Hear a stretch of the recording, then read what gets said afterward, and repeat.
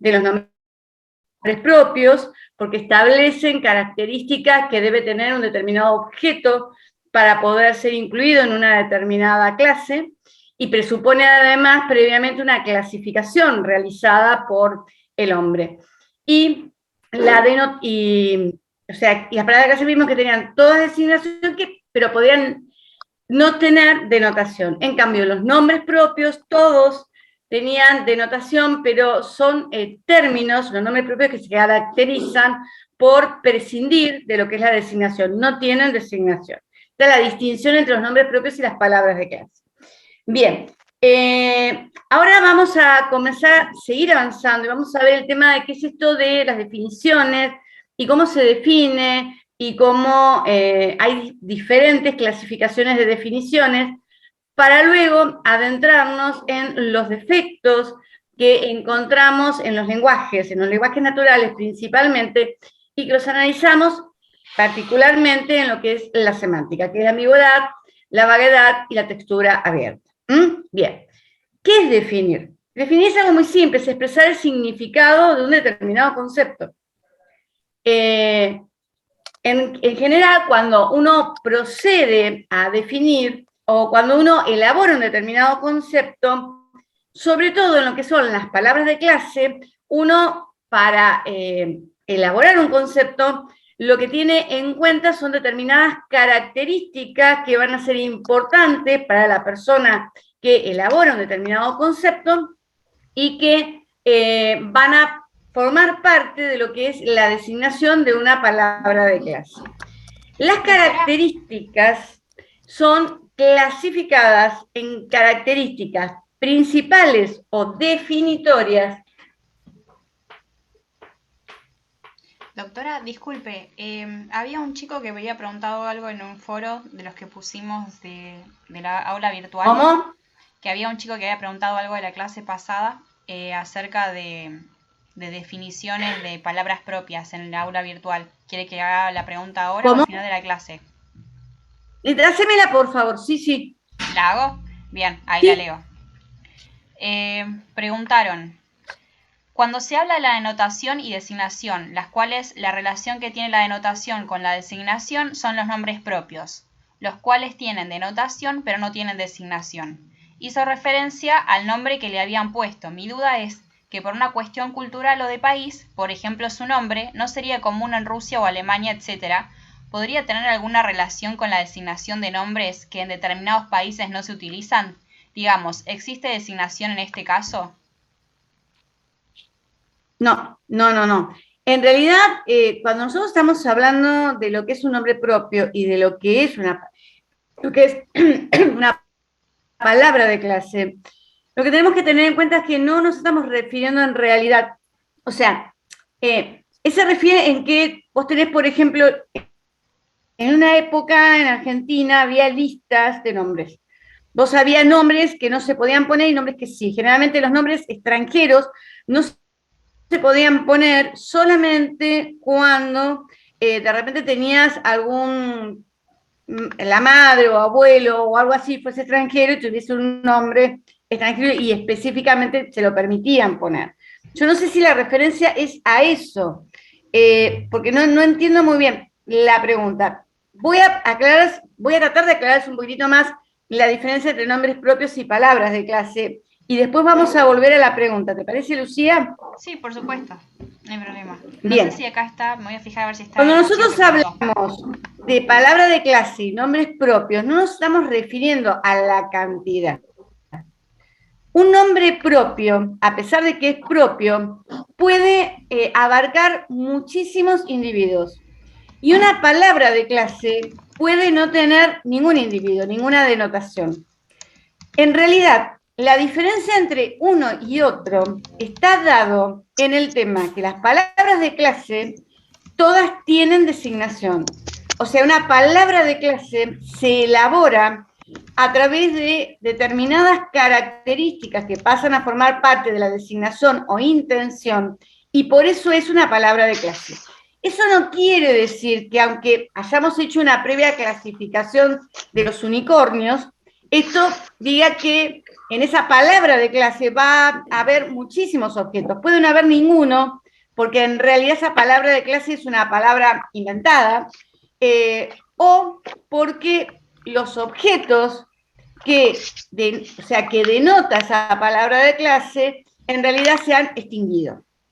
En cambio, nosotros podemos tener un nombre propio, como puede ser Juan Pérez, que en realidad tenga muchísimos, una denotación amplísima, porque haya muchísimos Juan Pérez en la Argentina y en el mundo. ¿Qué es eso? Perdón, ¿me están haciendo alguna pregunta? No, un compañero tenía el micrófono prendido. La distinción está dada en que el nombre propio, la palabra que es su nombre propio, no tiene designación. No tiene designación, tiene solamente denotación. En cambio, las palabras de clase tienen designación y pueden no tener denotación. Esta es la diferencia entre uno y otra clasificación, diríamos. Ahora, volviendo a la pregunta, ¿me la podés repetir, Lucía? Porque no la entendí muy bien. Volviendo a la pregunta, sí, del nombre propio y de mi nombre. Acá está el chico que lo preguntó, así que le dije a ver si quería prender el micrófono y consultar, porque yo capaz sí, la por favor. mal. Sí, por favor, porque no alcanzo a comprender. Juan, ¿querés hablar? Buenas noches, profe. Sí, buenas noches. Sí, mi duda era esa, porque hacías referencia al nombre que te habían puesto, por ejemplo, el nombre común que se ponía en Argentina era Mónica. Sí. Mi duda era, ¿se toma como referencia en otros países ese nombre? No sería tan común ponerlo, ¿sí?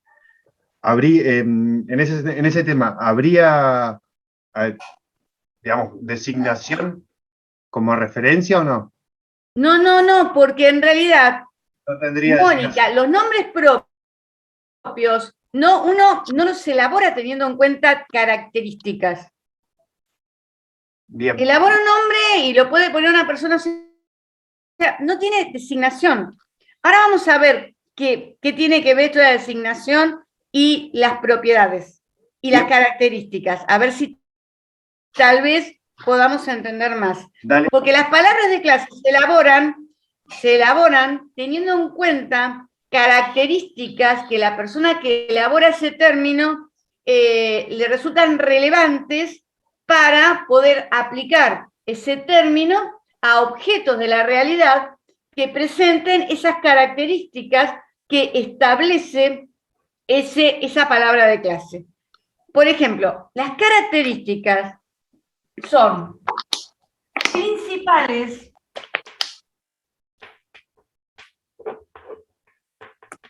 o definitorias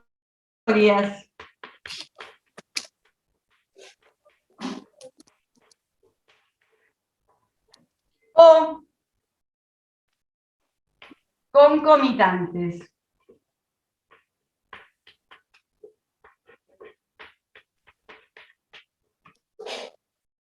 ¿Qué significa esto?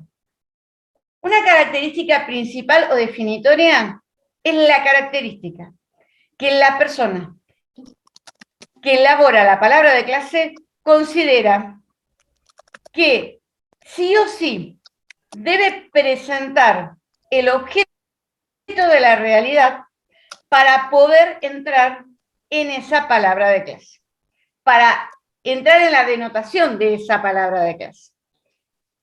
Las características concomitantes son aquellas características que el objeto puede tener o no tener, pero que para la persona que elaboró la palabra, para la persona que definió, resultan irrelevantes para que el objeto pueda entrar en la denotación de esa palabra. Concretamente, el que determina qué características son definitorias es la persona que define. Y esa persona que define puede, si quiere, cambiar las características y convertir alguna característica concomitante en definitoria. ¿Esto les queda claro? No, profe, ¿lo puede volver a repetir? Sí, las características principales son las que, para la persona que elabora el término, el objeto debe poseer para entrar en una determinada categoría. Por ejemplo, yo digo que el ser humano es, antes la definición que daba el Código Civil de ser humano era todo ente que presente características de humanidad. Era una definición un poco, diríamos, que adolecía de gran vaguedad. Pero independientemente se consideraba hombre a todo ente que presente características de humanidad. Ahora bien, para que alguien fuese hombre según esa definición, era irrelevante, por ejemplo, la altura, era irrelevante, por ejemplo, el color de piel, era irrelevante el color de ojos. Pero, aunque todos los hombres, como género, lo estoy diciendo, no me empiecen después con el tema, o sea, o todos los seres humanos tienen una determinada altura, tienen un determinado peso, tienen un determinado color de ojos, tienen un determinado color de cabello, un determinado color de piel. Ahora, yo tranquilamente puedo considerar que para que alguien sea considerado un hombre libre, por ejemplo, tiene que tener un determinado tono de piel. Entonces, una característica que es concomitante, que la tienen, obviamente todos tenemos un determinado color de piel, y que no era relevante para, por ejemplo, definir al hombre, pasa a convertirse en una característica de concomitante en principal o definitoria. El que decide y el que elige cuáles características forman parte sí o sí de la designación y son definitorias y el objeto las debe poseer, es el que define. Las características concomitantes son las características que también tiene el objeto, pero que al que definió realmente no le interesan. ¿Entienden? Ahora, las características concomitantes a su vez pueden ser contingentes o pueden ser universales. Universales son aquellas características que todos los objetos de una determinada clase presentan. En cambio, las características contingentes son aquellas características que algunos objetos presentan y otros no los presentan de esa misma clase. ¿Entienden esto? El que define, determina.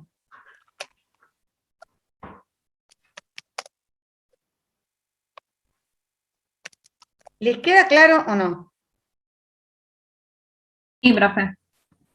¿Sí? ¿Seguro? Yo las puedo cambiar las características, ¿eh? Puedo convertir características que para uno son irrelevantes en características definitorias, las puedo ir cambiando. Puedo hacer lo que quiera. Eso lo combina quien define. Es el que elige. Bien. Volviendo al tema de las definiciones, hay diferentes tipos de definiciones. Hay definiciones verbales, que son aquellas que se formulan mediante un determinado lenguaje. Hay definiciones ostensivas, en las cuales yo, para definir un objeto, no lo defino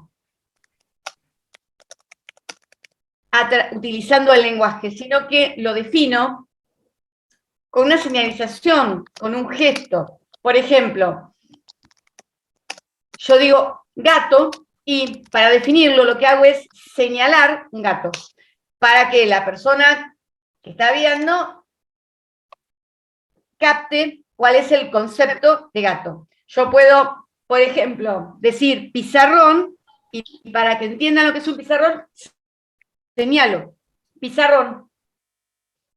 No utilizo el lenguaje, no es verbal, es a través de un gesto. Esto es ostensivo. También hay definiciones descriptivas o informativas, y definiciones estipulativas.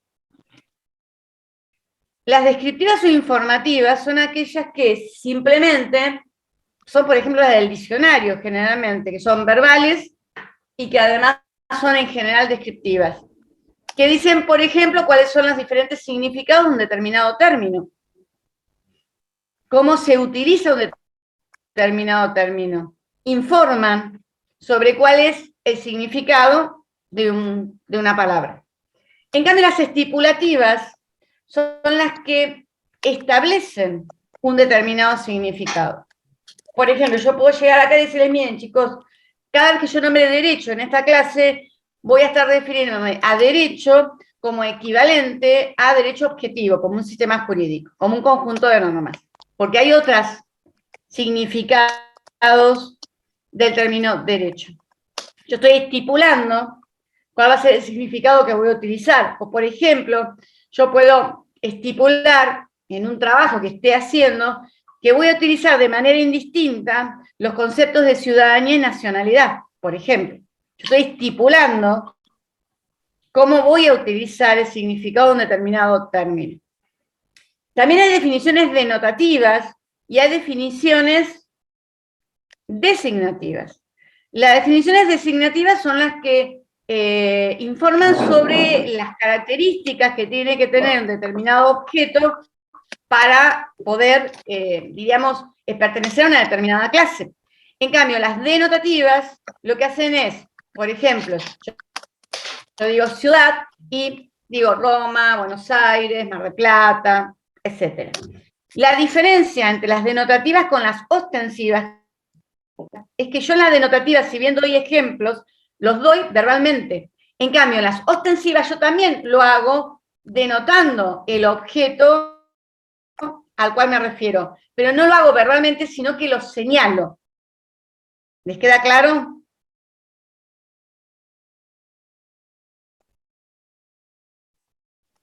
¿Cómo?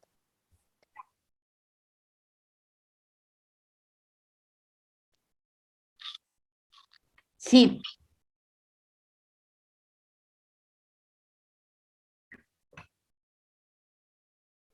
Sí, por supuesto.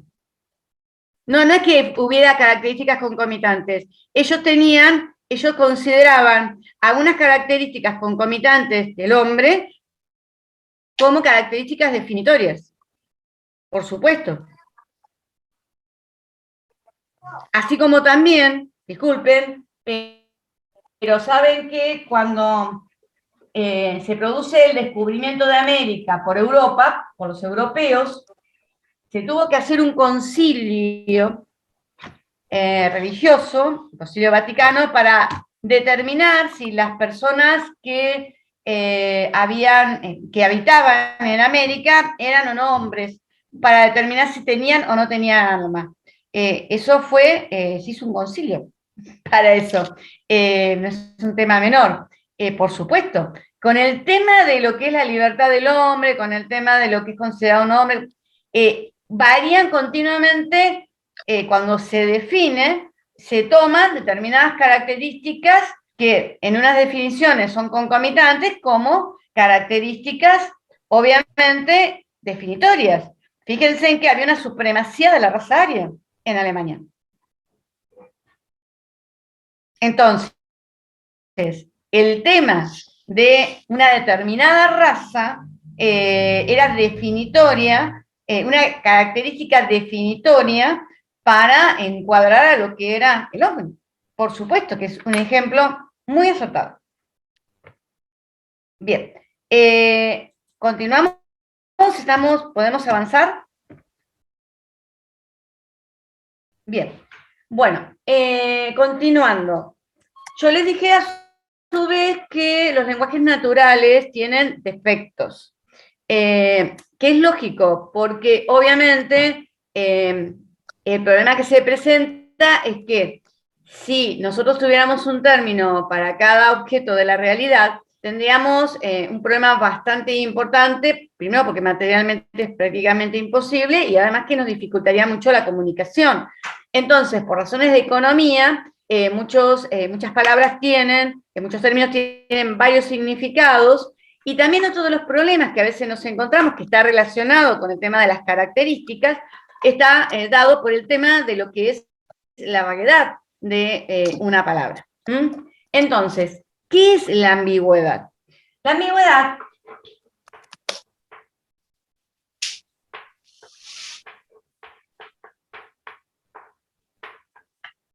es también denominada polisemia. Es cuando nos encontramos con algún término que tiene varios significados. O sea, que tiene más de un significado. El término derecho es un ejemplo de eso. Porque nosotros podemos decir derecho y lo podemos tomar como derecho subjetivo, o sea, el derecho visto desde el punto de vista de la persona a la cual el ordenamiento jurídico le otorga alguna, diríamos, alguna facultad, alguna autorización. También podemos hablar de derecho como derecho objetivo, como un conjunto de normas. Podemos hablar también de derecho cuando nos estamos refiriendo a la ciencia del derecho. Y también hay otros términos que adolecen, muchos términos que adolecen de ambigüedad, como puede ser, por ejemplo, el término banco. Tenemos banco, el banco de la plaza, el banco que utilizamos en casa. También tenemos el banco como entidad crediticia.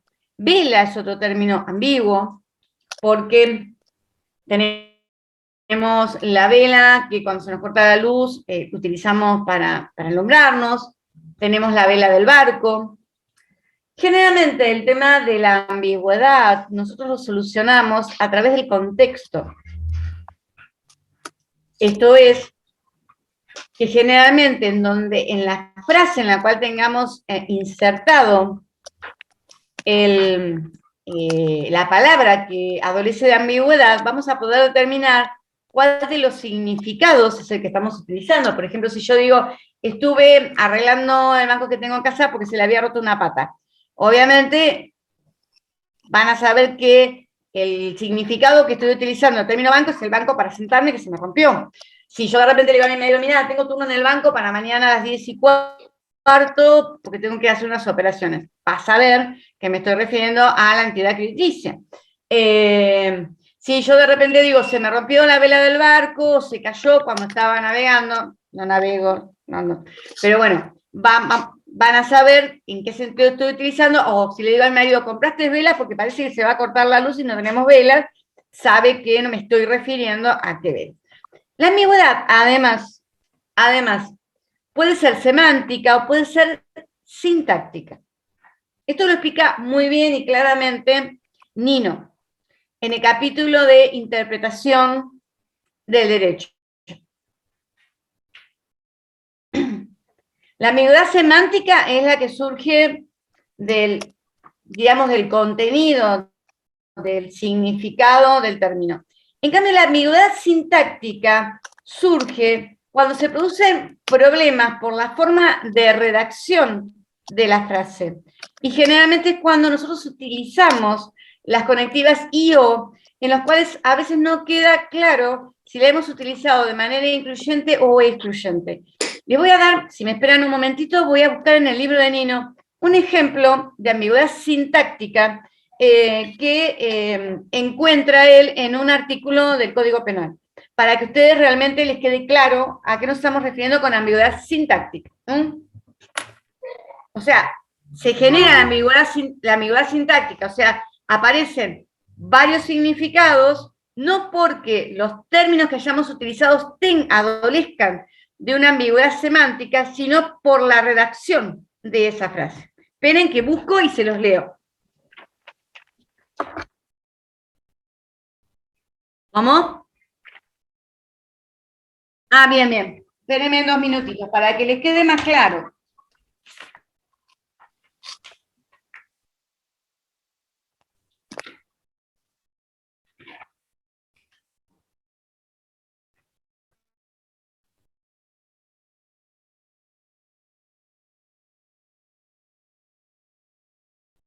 Bien, les leo uno solito y lo van a entender enseguida. El artículo 184, inciso 5 del Código Penal, antes de la reforma por la ley 21.338, agravaba el delito de daño cuando se daban estas circunstancias. Ejecutarlo en archivos, registros, bibliotecas, museos o en puentes, caminos, paseos u otros bienes de uso público. El interrogante que planteaba esta redacción era si la exigencia de que fueran de uso público se refería a todos los bienes enumerados o solo a los mencionados después de la disyunción. Se lo vuelvo a leer para que les quede claro. Se agrava el delito de daño cuando se ejecutan archivos, registros, bibliotecas, museos o en puentes, caminos, paseos u otros bienes de uso público. ¿Los bienes de uso público eran todos o solamente los puentes, caminos, paseos u otros bienes? De acuerdo a la interpretación que realizaran, íbamos a tener dos significados diferentes de lo que era esa norma jurídica. ¿Les queda clara la ambigüedad sintáctica? Sí, profe. Bien. Bueno, vaguedad. ¿Qué es vaguedad? La vaguedad es cuando nos encontramos ante palabras que en las características definitorias que se han tomado en cuenta para, diríamos, para elaborar el concepto, tenemos algunas características que se dan en una situación de continuo en la cual nosotros tenemos situaciones que resultan claras, pero a medida que nos vamos alejando de esa situación de claridad, ahora les voy a dar ejemplos, y nos vamos yendo hacia los extremos, vemos que entramos en una zona de penumbra. Un ejemplo clarísimo. Yo soy un ejemplo clarísimo. El tema de el exceso de peso. La pandemia me ha matado, como creo que a muchos. Bien, entonces, sí, el tema gordo, flaco, vamos a utilizarlos así, no se sientan discriminados porque a veces tenemos, bueno, simplemente lo estoy usando para que quede como ejemplo claro. Gordo, flaco, se van desarrollando en un continuo. Nosotros tenemos situaciones en las cuales es clarísimo que la persona es flaca y tenemos situaciones en las cuales es clarísimo que una persona es gorda. Ahora, estamos en esas situaciones en las cuales estoy rellenita. ¿En dónde estoy? ¿En qué límite? ¿Me fui para el lado de estoy un poquito excedida, estoy flaca, pero un poquito rellenita o ya estoy gordita? ¿Me entienden lo que les quiero decir? Calvo, una persona calva. ¿Cuántos pelos una persona no tiene que tener? O sea, para ya poder ser calvo. Alto. En mi caso, no hay duda que soy petiza o que soy baja, para no hay duda, 1,5 metros. Pero una mujer que ya está con 1,62 m, 63 en nuestra sociedad, es petiza, es normal, es alta. Cuando estamos yendo hacia el 1,70 m, entonces tenemos situaciones en las cuales una mujer en nuestra sociedad de 1,70 m es alta. Una mujer en nuestra sociedad de 1,56 m, como soy yo, es baja. Pero entre el 1,56 m y el 1,70 m, a medida que vamos subiendo, entramos en la zona de penumbra que no sabemos dónde se aplica uno de los términos y se aplica otro. ¿Qué es lo que sucede con el tema del derecho? En general, el derecho, cada vez que, si le tiene que cobrar impuestos a una persona calva, no tengan dudas que va a decir cuántos pelos debe tener para no ser calvo. Si nosotros tenemos que determinar cuándo una persona es capaz, el derecho lo va a cuantificar para tratar de evitar estas situaciones de vaguedad. Por ejemplo, en nuestro país, en estos momentos, desde la última reforma, una persona es mayor de edad, es capaz y es mayor de edad y plenamente capaz a partir de los 18 años. O sea, hasta los 17 años y 11 meses y 30 días, esa persona era incapaz. Cumplió los 18 y pasa a ser capaz. O sea, tienen que en algún momento mensurar y cuantificar. Pero eso no significa que sigamos teniendo situaciones de, por ejemplo, de vaguedad. Por ejemplo, un término vago, que hay cita en el artículo, en algunos artículos del código, que por ejemplo el tema de animales domésticos. No me recuerdo qué artículo y en qué emplea este término, animales domésticos. Un animal doméstico, ahí empezamos. No hay ningún tipo de dudas que los perros son animales domésticos.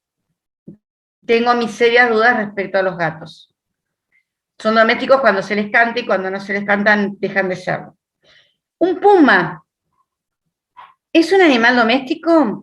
Yo tenía una compañera de facultad que tenía un hotel, los padres de yo, y tenían un puma. Dicen que el puma es un gato grande, que es de lo más doméstico. ¿Una pulga maestrada es un animal doméstico? Hay en algunos lugares que los reptiles, que no me acuerdo cómo se llaman, que son animales bastante, o sea, nosotros no tenemos dudas que en algunos casos el término se aplica, pero en otros casos tenemos dudas respecto de si se aplica o no. Ese es el tema de la vaguedad.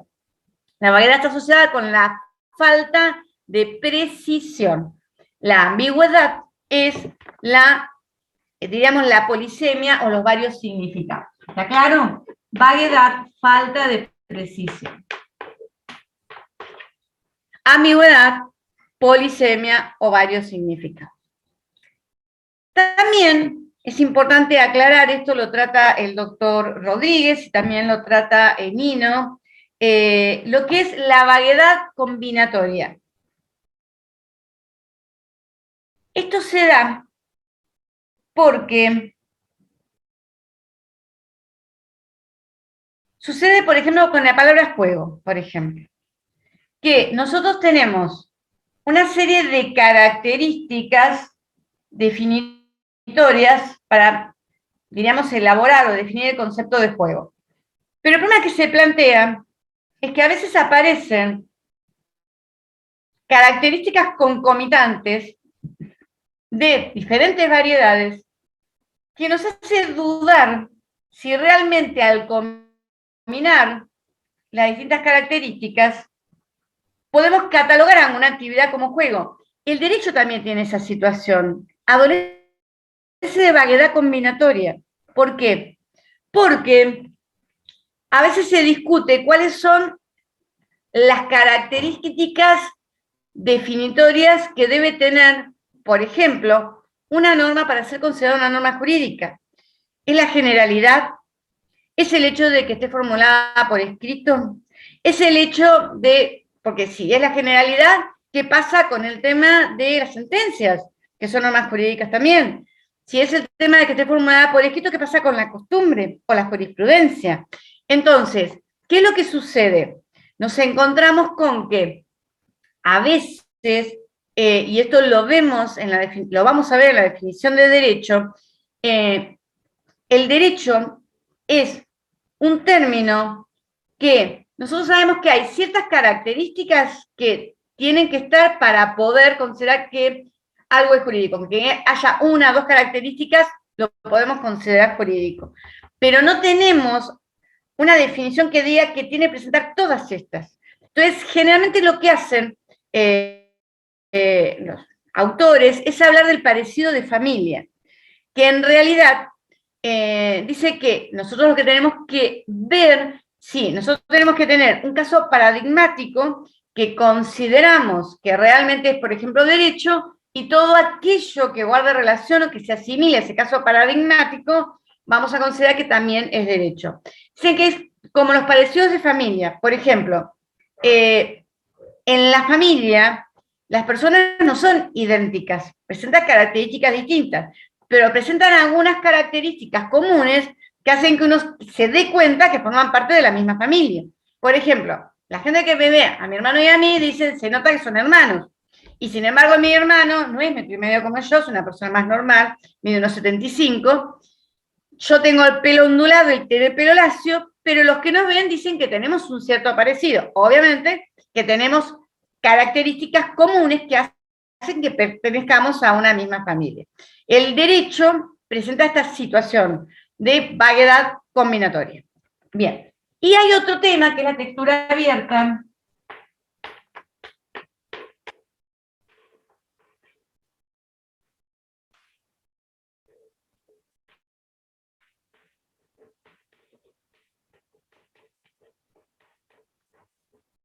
a la cual también se la denomina vaguedad potencial. Esto quiere decir lo siguiente, que en realidad todo el lenguaje adolece, sobre todo las palabras de clase, de una textura abierta, de una vaguedad potencial. ¿Por qué? Porque cuando nosotros definimos por características positivas que debe tener un objeto para entrar en una palabra de clase. Pero no decimos, bueno, para que una lapicera sea lapicera, tiene que tener esta, y no tiene que tener estas otras. O sea, no decimos, no tiene que tener estas otras.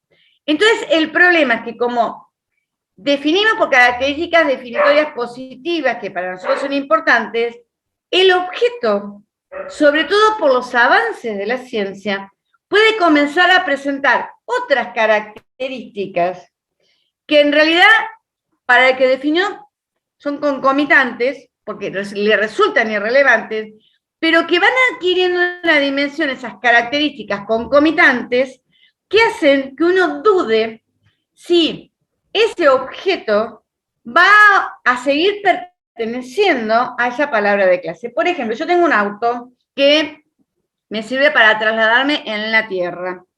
Y de repente, ese auto, yo lo puedo convertir en anfibio, si de repente, no sé, le saco, qué sé yo, unas cámaras, no sé.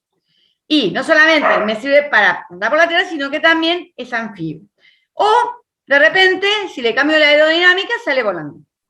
¿Es un auto? ¿Es un avión? ¿Es un barco? ¿Qué cuernos es? Porque tiene características de todos.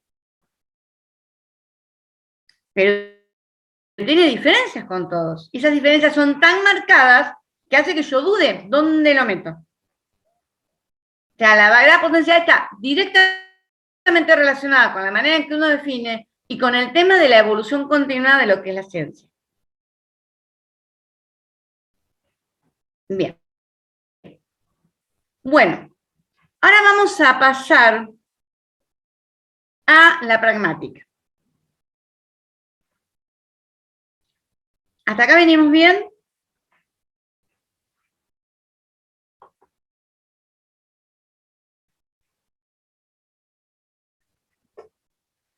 Doctora, una pregunta. Sí. Con lo que hablaba de textura abierta, por ejemplo, la diferencia entre un vaso y una copa sirven para lo mismo, pero ahí sería lo que podemos hablar de textura abierta, porque sabemos que la copa es para recibir líquido y el vaso también, pero bueno, la copa tiene un pie abajo. ¿A eso se refiere? Claro, no, pero ahí no tenemos mayores dudas, porque el vaso tiene unas características determinadas, la copa tiene otras características determinadas. Tendríamos que ver si de repente, no se me ocurre ver una combinación entre vaso y copa. No, a mí no se me ocurre. Pero no, hay, o sea, el tema pasa por aquellos objetos, o sea, la máquina de escribir, que después vamos viendo cómo va avanzando, aparece la computadora, aparece el teclado. El hecho de, ponía un ejemplo, no sé si lo pone Nino, que dice, ¿qué pasa si nosotros tenemos una lapicera que sirve para escribir, pero que de repente la lapicera solamente comienza a escribir en inglés? Que sería una maravilla, por ejemplo, que podamos, o empieza a escribir en un determinado idioma, o de repente yo quiero escribir, lo único que escribe son cuentos, o qué sé yo, o una novela. Entonces, ¿eso es una lapicera realmente o es algo diferente? Porque me sirve para escribir, pero escribe lo que se le canta. Entonces, ese es el tema, concretamente. O sea, tiene todas las características de una lapicera, pero algunas características tan particulares y que comienzan a ser tan relevantes que a mí me hacen entrar en duda si realmente no tengo que crear otra palabra para poder llamar a esa lapicera tan especial que hace esas cosas tan raras. Pasa por ahí el tema. Gracias, doctora. Bien. Bueno, ¿qué es la pragmática? Ayer. Sí.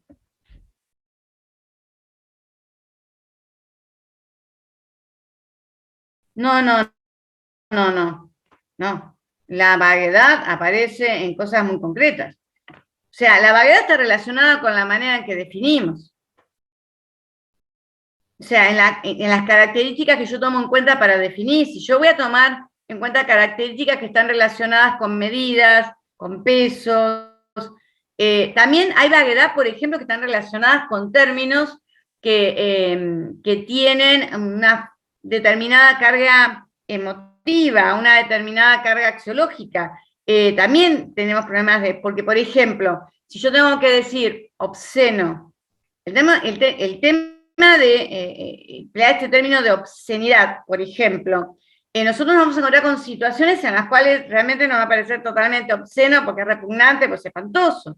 Pero hay otras situaciones en las cuales vamos a dudar si alguna conducta es o no es obscena. No estamos hablando de temas totalmente reales, estamos hablando de las palabras que uno elabora para aplicar a la realidad, no de cosas intangibles. El peso es algo tangible, la altura es algo tangible. Si de repente algunas situaciones como la vaguedad relacionada con términos valorativos o emotivos puede tener una cierta intangibilidad, pero en definitiva, cuando yo tengo que determinar algo obsceno, tengo que determinar algo obsceno, una conducta, una actitud, por ejemplo, no sé, antes vos veías a una mujer de repente con poca ropa, qué sé yo, y podías considerarla obscena. En algunas culturas eso es realmente obsceno. En otras culturas no lo es, porque indudablemente es una cuestión de límites. O sea, la vaguedad está relacionada con la falta de precisión, con que tenemos situaciones en las cuales no tenemos dudas que el término se aplica, y situaciones en las cuales dudamos, porque nos vamos alejando de esa zona de claridad. No sé si se entiende.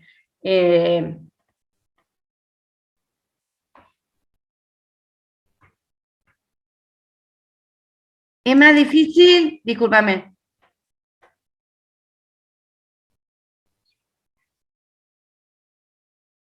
Sí, no, pero yo no estoy definiendo una intención cuando tengo un problema de vaguedad. No, obviamente. No sé si todo depende del criterio de quien observa. Si yo, por ejemplo, tengo que determinar que una persona es flaca o es gorda, en realidad tiene que ver si tal vez de repente con quien uno tal vez observe, ¿no? Interprete. Y también tiene que ver un poco con la determinada cultura. O sea, por ejemplo, los países, la gente de países de repente anglosajones o de raza aria, son personas generalmente más grandes, más obesas, o sea, pero tiene que ver un poco con los criterios de cada sociedad, pero también con los criterios que uno tiene para definir. El tema de la vaguedad es un tema de falta de precisión, que no se da siempre. O sea, nosotros tenemos en la vaguedad situaciones que son claras, clarísimas. El problema se plantea cuando nos vamos alejando de esa zona de claridad, donde empezamos a dudar sobre si los términos se aplican o no se aplican. No sé si lo entienden. Profe, perdón, una consulta. La vaguedad, entonces... También, obviamente, después vamos a tener problemas de interpretación que los vamos a ver. La ambigüedad y la vaguedad también son los problemas que se presentan de interpretación cuando ante sistemas jurídicos. ¿Por qué? Porque las normas están generalmente formuladas en lenguaje y muchísimas veces, por más que intentamos utilizar términos que sean precisos y con un determinado significado, esto no quita que de repente nos encontremos con problemas de vaguedad y problemas de ambigüedad. Y, en definitiva, el que termina estableciendo el significado de cada uno de los términos es el que interpreta. Esto después lo vamos a ver en interpretación nuevamente. ¿Entendieron? Hola. Ah, sí. No, me parecía que había quedado congelada. Discúlpeme que había quedado sin conexión. Bien. Bueno, pasamos al tema de la pragmática. Yo les había dicho que la semiótica y la lingüística podemos distinguir tres partes: la sintaxis, la semántica y la pragmática. Sí, hola. A ver. Sí, no, en realidad yo quería saber si en la parte de la vaguedad eh, puede ingresar también lo que es la diversidad de género. Antes estaba definido al hombre y a la mujer por un unas determinadas características que tenían su cuerpo, y hoy en día esas características está como alejado. No necesariamente para que una persona se autodefina como mujer tiene que tener genitales femeninos. ¿Está bien eso o lo estoy agarrando para otro lado? Eso es la vaguedad potencial, la textura abierta. Cómo de repente fue evolucionando el tema de las definiciones que hacen que ahora tengamos que ir cambiando el tema de las definiciones. Ahí estamos hablando específicamente de un tema de textura abierta. Sí, sí, es un tema o de vaguedad potencial. Y además tenemos otro problema. Por ejemplo, yo estaba viendo ejemplos de proposiciones analíticas, que son aquellas proposiciones que nosotros podemos determinar su verdad o falsedad simplemente no del cotejo con la realidad, sino de su contenido, de su redacción. Y por ejemplo, uno de los ejemplos que se daban respecto al tema de una proposición analítica es que una proposición analítica es, por ejemplo, todas las madres son mujeres. Y ahora, con toda la situación que se ha planteado, yo no sé si esa proposición sigue siendo analítica. ¿Me entienden lo que les quiero decir? Sí, sí, perfecto. Quería saber si lo había entendido bien el concepto porque Sí, es algo que ahora va no sé qué buscando a través ejemplo del voy tiempo. a... El tema fuentes es que, no sé, Jessy, ¿no? Sí, Jessica. ¿Qué ejemplo voy a buscar para proposición analítica? Porque el tema de todos estos cambios, bueno, produce este tipo de situaciones, ¿no? Concretamente. Pero, ¿sigue siendo una proposición analítica o no? Sí, lo que has planteado es clarísimo, y yo creo que entra dentro de lo que era una textura abierta o vaguedad potencial. Hemos tenido que reformular todos, hay muchísimos conceptos que hemos reformulado. El de matrimonio, por ejemplo. O sea, hay cambios muy importantes con todo el tema de lo que es, obviamente, las situaciones de inclusión que se están realizando. Esto es así. Pero muchísimos cambios en conceptos. Ahí es donde vemos cómo las características definitorias de cada palabra de clase están relacionadas con lo que decide el que define. ¿Me entienden? Ahí lo ven claramente. ¿Qué es una característica definitoria? Es la que yo tomo en cuenta para definir. La que elijo para definir. La que me parece relevante para definir. Y las puedo cambiar. Fíjense cómo han cambiado un montón de conceptos dentro de lo que es nuestro ordenamiento jurídico. Con todo el tema de género, con todo el tema del matrimonio. ¿Queda claro? Sí, muchas gracias. No, por favor. Bien. Bueno, pasamos a la pragmática. La pragmática yo les había comentado a ustedes que es la relación entre los símbolos y los usuarios. La pragmática está relacionada en realidad con el análisis del discurso, que antes tal vez no tenía diríamos, una indagación teórica muy importante, pero a partir de Wittgenstein se comienza a intensificar lo que es el tema del discurso. Lo que se determina es que en realidad una persona cuando pretende comunicarse, pretende que esa comunicación realmente pueda informar de lo que realmente quiere informar, que tenga el efecto que él pretende y que además sea clara. O sea, todo el tema del discurso, que está relacionado obviamente con la pragmática, ha adquirido, diríamos, indagaciones teóricas de relevancia. De hecho, si nosotros observamos cómo comienza el tema de lo que es el libro de cátedra, comienza a partir de lo que es la pragmática. Y comienza además citando la relevancia que comienza a adquirir el tema del análisis pragmático del lenguaje a partir de las investigaciones de Wittgenstein. Así que esto es importante, porque además nosotros cuando comencemos a analizar todo el tema de lo que es el sistema jurídico, vamos más que nada a centrarnos en dos usos del lenguaje, que es por un lado el uso descriptivo y por otro lado el uso directivo. Van a ser con los que vamos a estar trabajando y analizando de forma prácticamente permanente. ¿Sí? Entonces es muy importante que tengamos claro. Hay diferentes clasificaciones respecto a los usos y funciones del lenguaje. Ahora vamos a ver las clásicas, vamos a ver también un poquito la de Nino, y después vamos ya a adentrarnos, voy a dar un par de, si estamos con tiempo, la clasificación de Searle, que es la que nos da,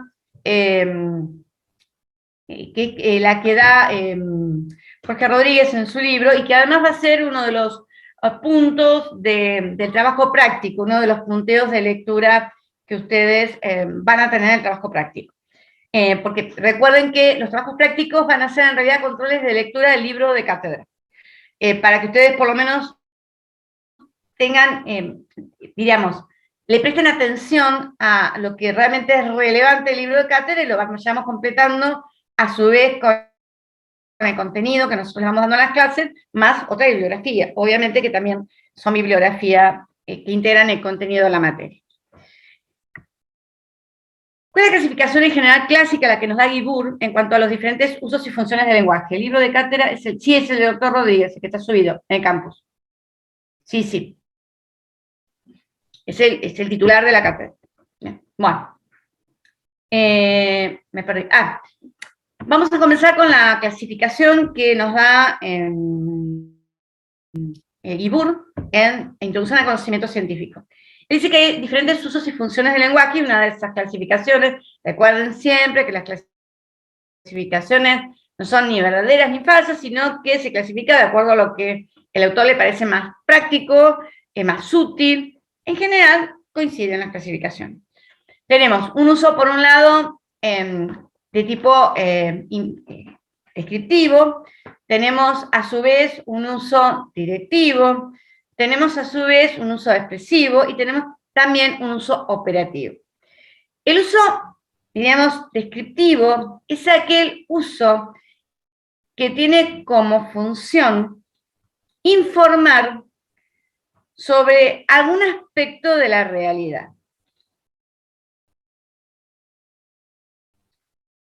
Generalmente, o sea, ¿cómo se hace eso? Se hace a través de proposiciones que son el significado de oraciones descriptivas. Estas proposiciones que son el significado de una descripción son susceptibles de verdad o falsedad. ¿Por qué?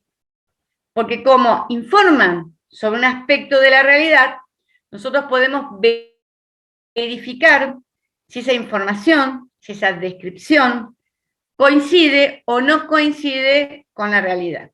Si coincide, esa proposición va a ser verdadera; si no coincide, va a ser falsa.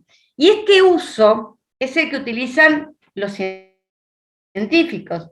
Es el lenguaje de los científicos. Los científicos lo que hacen es informarnos sobre diferentes aspectos del sector de la realidad que tienen como objeto de investigación la ciencia en la cual él se encuentre trabajando. Por eso cuando nosotros hablamos de que conocimiento científico es un conocimiento legal, no es porque elabore leyes prescriptivas, sino simplemente porque elabora leyes que describen determinados aspectos de la realidad. A su vez, hay otro uso al cual llamamos directivo, que tiene como función influir en la conducta de otra persona. Yo puedo influir en la conducta de otra persona con diferentes intensidades.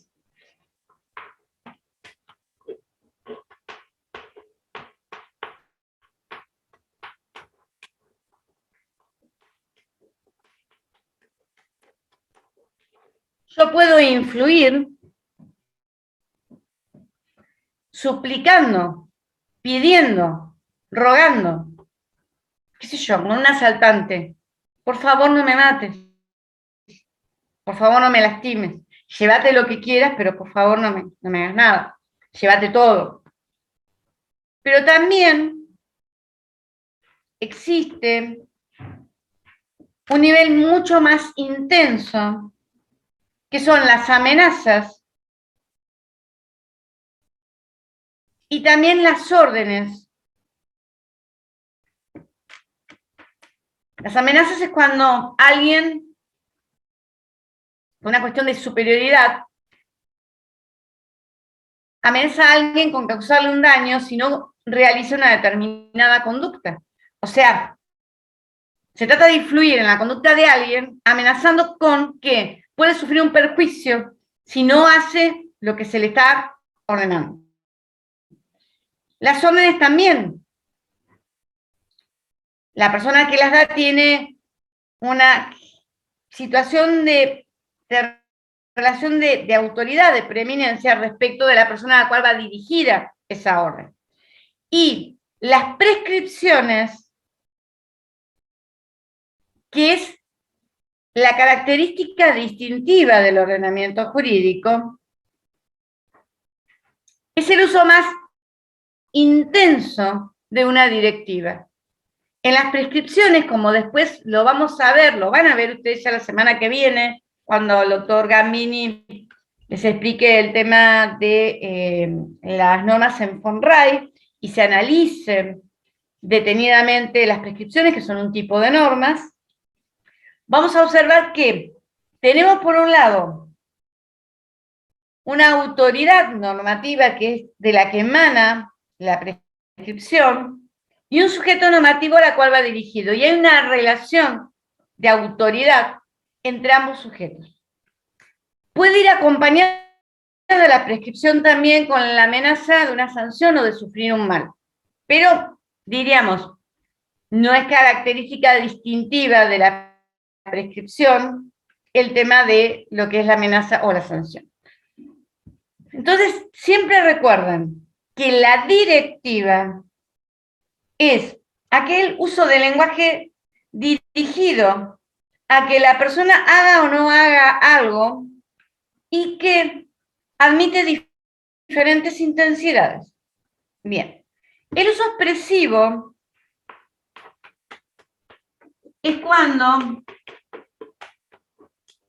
la persona lo que tiene como objeto es expresar un determinado sentimiento, un determinado dolor, ya sea con una cuestión de desahogo personal, ya sea por una cuestión poética, ya sea también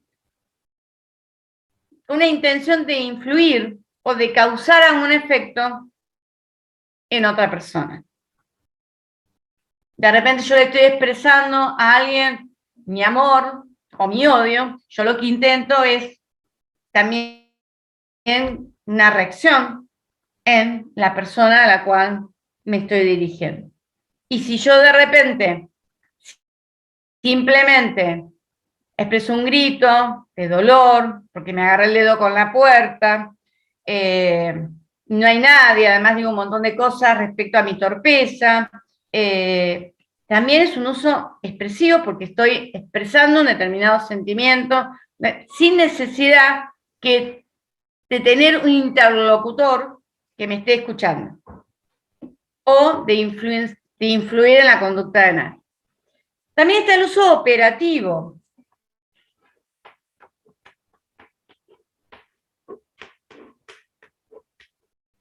Que es cuando lo que yo hago con el uso del lenguaje es simplemente, utilizando determinados símbolos, producir un cambio en la realidad. Por ejemplo, cuando el jefe de registro civil dice, los declaro unidos en matrimonio. O sea, el hecho de pronunciar esas palabras opera un cambio en el estado civil de las personas que están frente al oficial del registro civil, al jefe de registro civil. Una sentencia que declara a alguien propietario de un inmueble también opera un cambio en el tema de reconocer una determinada situación, constituye una determinada situación jurídica. Nino, hablando de esta clasificación, él sigue esta clasificación, pero agrega otra, que es el uso interrogativo.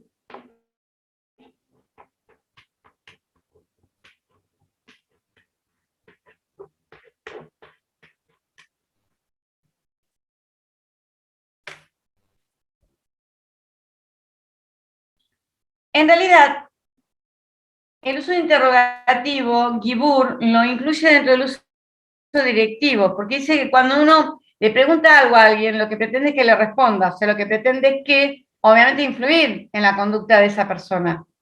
Si yo, por ejemplo, les estoy tomando un examen oral y les pregunto, a ver, ¿por qué no me explica cuáles son las teorías que tratan de explicar la relación entre el lenguaje y la realidad? Yo lo que estoy pretendiendo con esa pregunta que estoy haciendo es que me responda, y que me responda bien. Entonces, el uso interrogativo, si bien para Nino es una categoría aparte, para Guibur, para la doctrina, lo incluyen dentro del uso directivo porque consideran que también el interrogar a alguien sería una manera de influir en la conducta de esa persona porque uno lo que pretende es que le conteste. ¿Sí? Bien. Ahora nos vamos a adentrar en Jorge Rodríguez.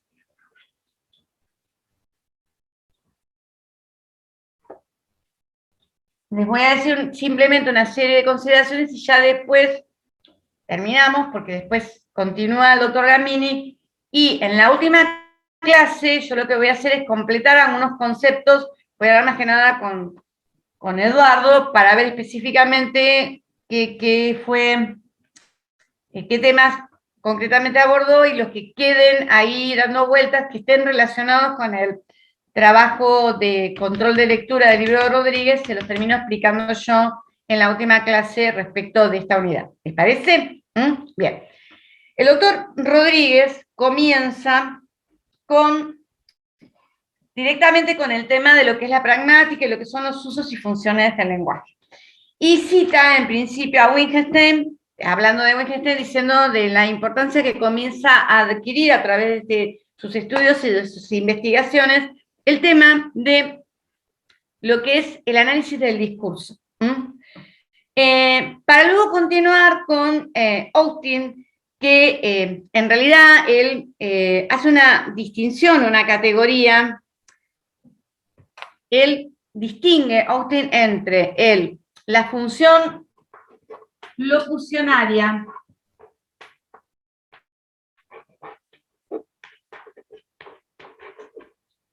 y locucionaria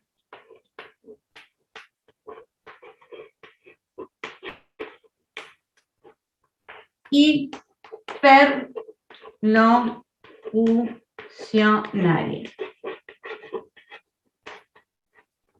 A ver, ¿me pueden hacer un favor? Saquen una hoja, van a escribir un par de cosas que yo me las van a mandar inmediatamente por mail. Es como una evaluación en este momento. Por favor. Bien, saquen todos una hoja. Va a ser evaluativo además. Y por favor, Lucía, después dales tu mail para que te lo manden. Apenas termino, tienen 5 minutos para mandarlo. A ver, chicos, ¿qué sintieron con esto? Cuéntenme. Nervios. Bien. Una presión espantosa, profe. Bien. Susto. Bien, entonces, yo les comento. La función locucionaria es el acto del habla, lo que yo dije. Saquen una hoja. La función ilocucionaria es ¿qué función cumplí con eso? Uso directivo, obviamente. Y la función perlocucionaria es el efecto que a ustedes les causó lo que yo dije. Un susto terrible. ¿Qué les pasó a esta loca día viernes a las 9:30 de la noche diciendo que saquemos una hoja? ¿Qué le pasa a esta mujer? ¡Por Dios! Bien, ¿está claro? Sí. Bien, la función locucionaria, siguiendo Austin, es el acto del habla, es lo que yo digo. La ilocucionaria es el uso que yo hago, la fuerza de esa frase, cuál es el uso del lenguaje que estoy utilizando, que es directivo. Y la fuerza perlocucionaria es el efecto que uno causa. Obviamente, esto sigue a Wittgenstein.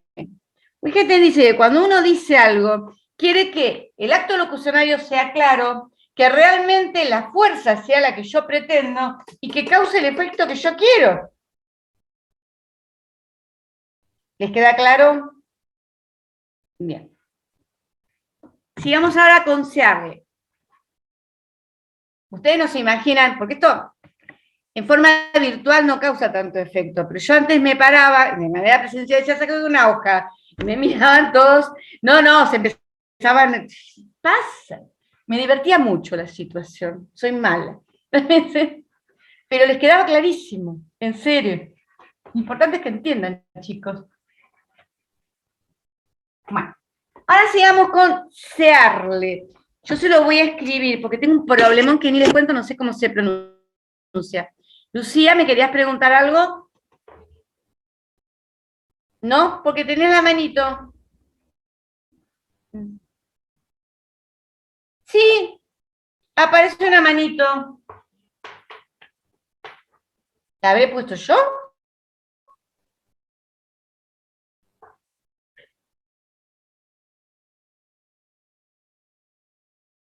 Sí, a mí me parece.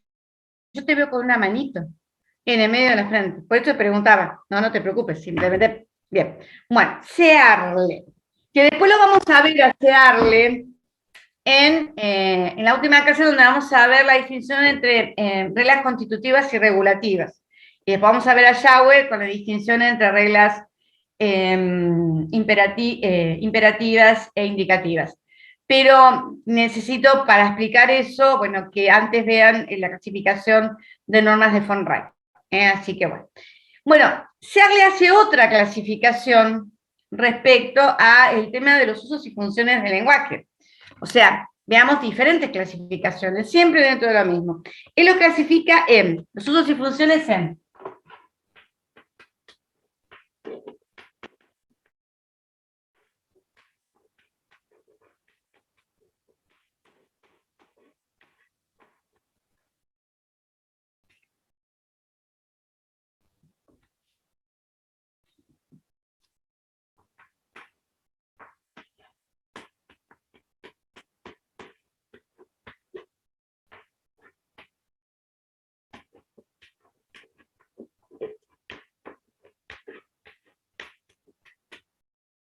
Miren que cambio de tiza.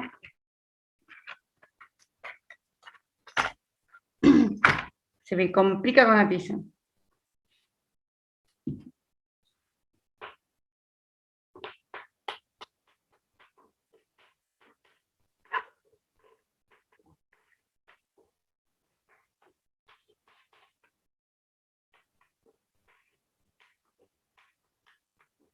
Bien. Searle hace otra clasificación sobre los usos y funciones. Él los distingue entre representativos, directivos, compromisorios, expresivos y declarativos. Los directivos son, bueno, un poco lo que engloba a ellos, los que ya hemos observado y analizado, que es cuando nosotros intentamos influir en la conducta de una persona.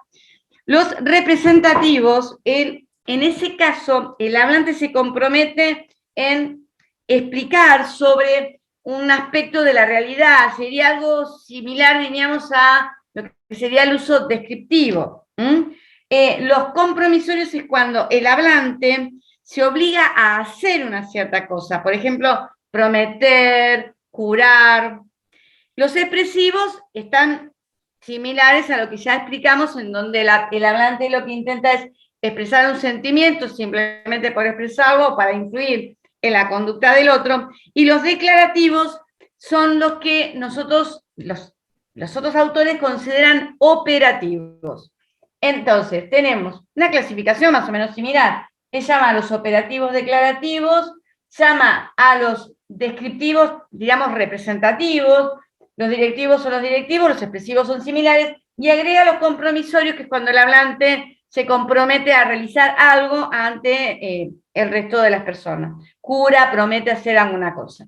O sea, es otra clasificación que en algunos aspectos coincide o agrega algunas categorías que realiza Searle. Entonces, siempre estamos dentro de diferentes clasificaciones sobre los usos y funciones del lenguaje. Vimos la que nos da Guibur, vimos la que agrega Nino, y vimos en definitiva también las que agrega Searle, porque Searle en realidad está agregando los compromisorios, porque los demás son más o menos lo que ya habíamos nosotros analizado. Bien, con esto terminamos esta clase, porque para explicar otros temas yo voy a necesitar que ustedes tengan el tema del análisis de lo que es la norma según von Wright, y después vamos a ver algunos aspectos también de aplicaciones, de cuando hacemos distinciones entre lo que es una formulación normativa, lo que es una norma y lo que es una proposición normativa, y después vamos a analizar también lo que es el aspecto, la norma es cuando tenemos una concepción sintáctica, semántica o pragmática de la norma. Y vamos a ver también, si no se los explica el doctor Amini, el tema de la clasificación de Searle entre reglas constitutivas y regulativas, y la clasificación de Schauer entre reglas imperativas e indicativas. ¿Alguna pregunta? Profe, yo quería hacer una consulta, pero con ¿Y cómo respecto no? con respecto a la bibliografía, como para ordenarme un poco Disculpa, para leer. respecto a La bibliografía. la bibliografía. Sí. Sí, dale. Por lo que dice acá en estoy viendo el campus, en la unidad 1, tendríamos que empezar ya a leer de Rodríguez el capítulo 1, Nino capítulo 2, por lo que veo, y el capítulo 5, todos los puntos que marcan las fuentes de estudio, ¿no? Bien, no, a ver, vamos ordenándonos. Lenguaje. O sea, toda la parte que yo estuve dando de introducción, recién acá empiezo con el libro de cátedra. Todo lo que se estuve diciendo lo pueden ver. De Guibur, capítulo 1, o de Portela, capítulo 1, o de Nino, capítulo de interpretación, la primera parte, y capítulo de norma jurídica, primera parte, donde habla de los usos y funciones del lenguaje. O sea, de cualquiera, no es necesario que lo vean de los tres. Si lo ven de Guibur, ya está. Y con la explicación que les di es completo. Lo importante es que entiendan los conceptos básicos sobre el lenguaje. ¿Sí? Perfecto, era para organizarme un poco Bien. con la lectura. Bien, sí, porque si no es un lío. Yo te entiendo. Y después, lo que es el libro de cátedra, les va a servir para ver qué es lo importante, lo que es la guía de lectura. Más lo que les va a dar el doctor Gambini.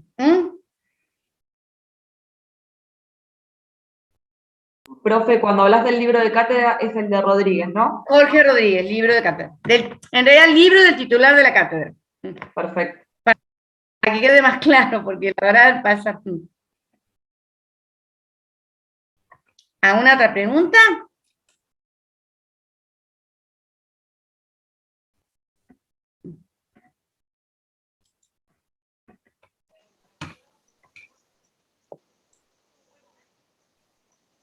A ver, por ahí me está levantando la mano Verónica. Verónica, hola.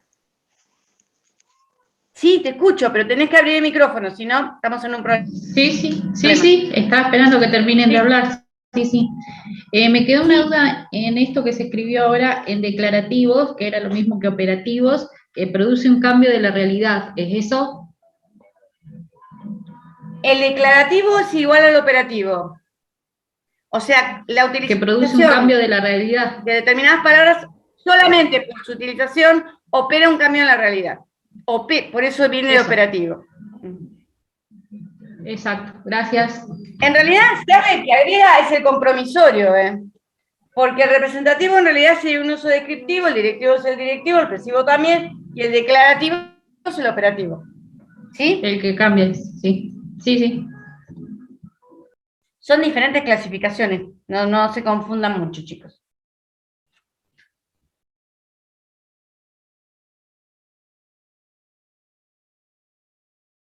No, lo que yo les digo es que en el tema del lenguaje, elijan uno. Si quieren lo ven por Guibur, si quieren lo ven por el capítulo 1 de Portela, o si no, ven la primera parte de Nino en cuanto a interpretación del derecho y la primera parte en cuanto a, ¿cómo se llama? A norma jurídica. Y obviamente escuchen la clase. O sea, la clase es la que les une todas las bibliografías. Por ejemplo, la ambigüedad sintáctica la explica muy bien Nino. Y también la vaguedad combinatoria, que no la explica Guibur. Y que sí la explica el doctor Rodríguez, cuando estamos viendo problemas de interpretación. ¿Alguna otra pregunta?